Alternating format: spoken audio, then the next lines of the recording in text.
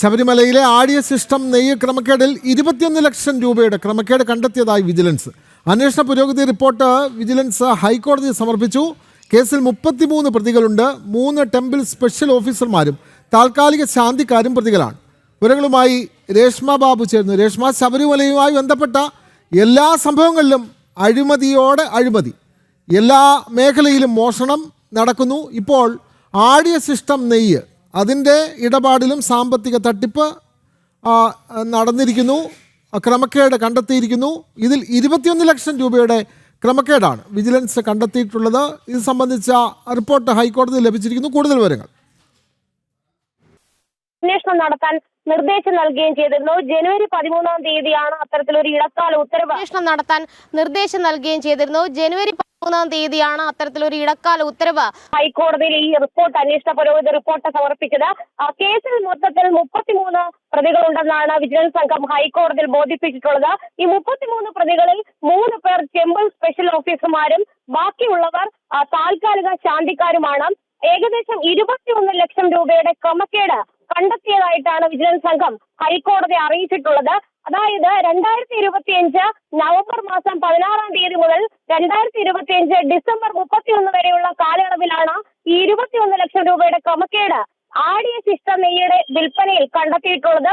നേരത്തെ ഹൈക്കോടതി ഈ ഒരു ക്രമക്കേട് കണ്ടെത്തിയ മാത്രയിൽ തന്നെ അന്വേഷണത്തിന് ഉത്തരവിടുകയായിരുന്നു. അന്ന് ഏകദേശം 13 ലക്ഷത്തോളം രൂപയുടെ തിരിമറിയായിരുന്നു കണ്ടെത്തിയിരുന്നത്. പിന്നീട് വിജിലൻസ് സംഘം നടത്തിയ അന്വേഷണത്തിലാണ് 21 ലക്ഷം രൂപയുടെ ക്രമക്കേട് കൂടി കണ്ടെത്തിയിട്ടുള്ളത്.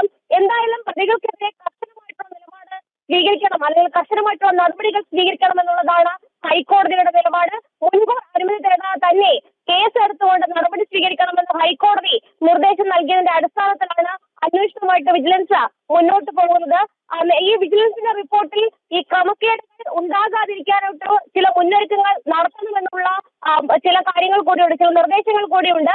അത് കൃത്യമായിട്ടും കാര്യക്ഷമമായിട്ടും ദേവസ്വം ബോർഡ് നടപ്പിലാക്കണമെന്നുള്ള നിർദ്ദേശമാണ് ഇപ്പോൾ ഹൈക്കോടതി നൽകിയിട്ടുള്ളത്. മാത്രമല്ല 45 ദിവസം കൂടി സമയം അന്വേഷണത്തിന് കൂടുതലായിട്ട് ഹൈക്കോടതി അനുവദിച്ചിട്ടുണ്ട്. നേരത്തെ 1 മാസം സമയത്തിനുള്ളിൽ അന്വേഷണ റിപ്പോർട്ട് സമർപ്പിക്കണമെന്നുള്ളതായിരുന്നു ഹൈക്കോടതി ഇടക്കാല ഉത്തരവിൽ നിർദ്ദേശം നൽകിയത്. പക്ഷേ ഈ ക്രമക്കേടിന്റെ വ്യാപ്തി കണക്കിലെടുത്തുകൊണ്ട് കൂടുതൽ സാവകാശം അന്വേഷണത്തിന് വേണമെന്നുള്ള ആവശ്യം വിജിലൻസ് സംഘം ഹൈക്കോടതിയിൽ നിന്ന് ബോധിപ്പിച്ചു. അതിന്റെ അടിസ്ഥാനത്തിലാണ് 45 ദിവസത്തെ സമയം കൂടി ഹൈക്കോടതി വിജിലൻസ് സംഘത്തിന് നൽകിയിട്ടുള്ളത്. എന്തായാലും പ്രതികൾക്കെതിരെ കൂടുതൽ സാമ്പത്തിക തിരിമറി സംബന്ധിച്ചുള്ള അന്വേഷണത്തിലേക്ക് കടക്കുകയാണെന്നാണ് വിജിലൻസ് സംഘം ഹൈക്കോടതിയെ ധരിപ്പിച്ചിട്ടുള്ളത്.